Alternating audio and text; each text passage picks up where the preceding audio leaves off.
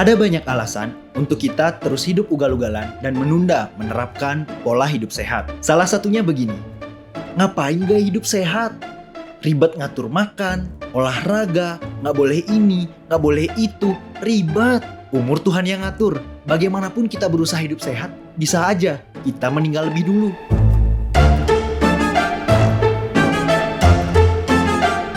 Hai, saya Dr. Rama Wintara, dokter virtual yang bisa Anda tanyakan apapun seputar kesehatan dan penyakit. Sebelum mulai rutin setiap minggu membagikan informasi seputar kesehatan dan penyakit, mari kita mulai dengan mengetahui apa itu sehat dan mengapa kita harus hidup sehat mulai hari ini.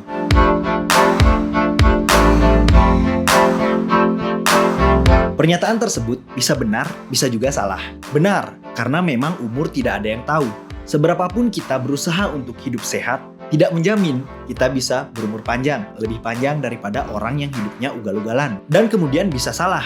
Karena memang umur tidak ada yang tahu, maka dari itu kita hanya bisa mengupayakan bagaimana agar kita bisa hidup sehat dan panjang umur. Sehat bukan hanya tentang raga fisik yang fit, tapi juga mencakup aspek seperti sosial, mental, dan spiritual. Oleh karena itu, penting untuk kita tahu definisi dari sehat.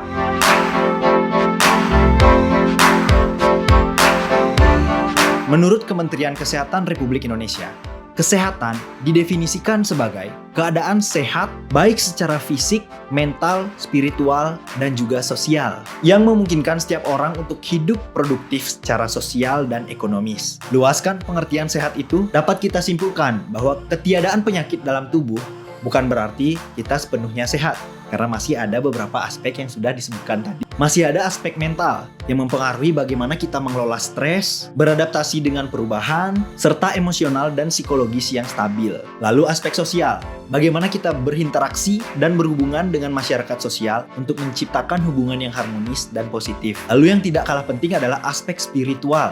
Tidak dapat dipungkiri karena kita hidup di Indonesia, negara dengan banyak suku, budaya, agama, ras, dan lain sebagainya. Aspek spiritual ini mempengaruhi bagaimana cara kita memberikan makna dan tujuan hidup terkait keyakinan, nilai, dan prinsip pribadi yang dipegang untuk hidup.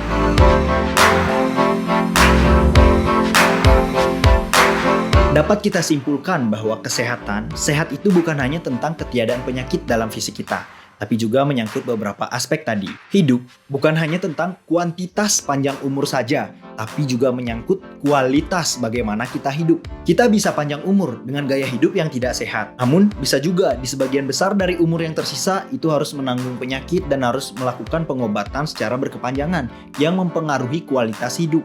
Maka dari itu, penting untuk kita menyeimbangkan aspek fisik, mental, spiritual, dan sosial untuk menjalani hidup yang panjang umur serta berkualitas. Menurut saya, karena umur di luar dari kontrol kita hanya bisa mengupayakan saja, maka sebaik-baiknya adalah sangat baik apabila kita bisa menjalani hidup yang berkualitas setiap harinya. Kapanpun kita dipanggil ke hadapannya, kita tidak akan menyesal karena kita sudah hidup dengan berkualitas dan maksimal.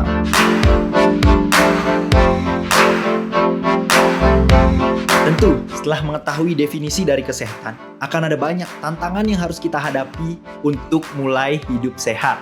Di antaranya yang pertama, kesulitan mengubah kebiasaan lama. Kebiasaan yang sudah kita bentuk bertahun-tahun harus digantikan dengan kebiasaan baru yang akan menimbulkan ketidaknyamanan.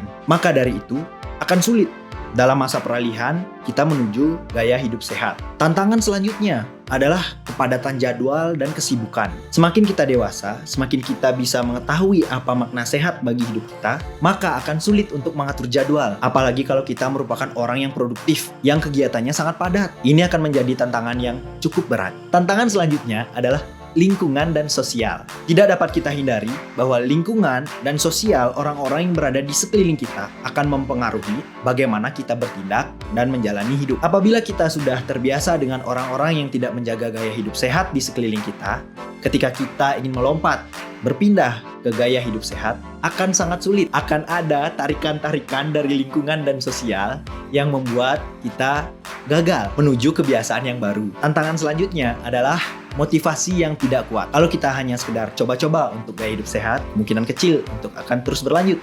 Tapi apabila kita memiliki motivasi yang kuat, misalnya sebagai orang tua, Anda tidak mau sakit-sakitan melihat anak Anda tumbuh dewasa. Ataupun motivasi bisa datang ketika kita sudah melihat ada orang yang sakit. Atau yang lebih kuat lagi, mungkin ketika kita mengalami sakit sendiri dan menyadari bahwa kesehatan merupakan aset yang sangat amat penting dan layak untuk diinvestasikan. Akan ada banyak tantangan untuk kita bisa mengubah kebiasaan lama dan mulai untuk hidup sehat. Tapi semua itu pasti ada solusinya, asal kita benar-benar berniat dan sungguh-sungguh. Terakhir, ayo hidup sehat mulai hari ini. Nikmati hidup yang berkualitas sebelum kita mati. Sampai jumpa.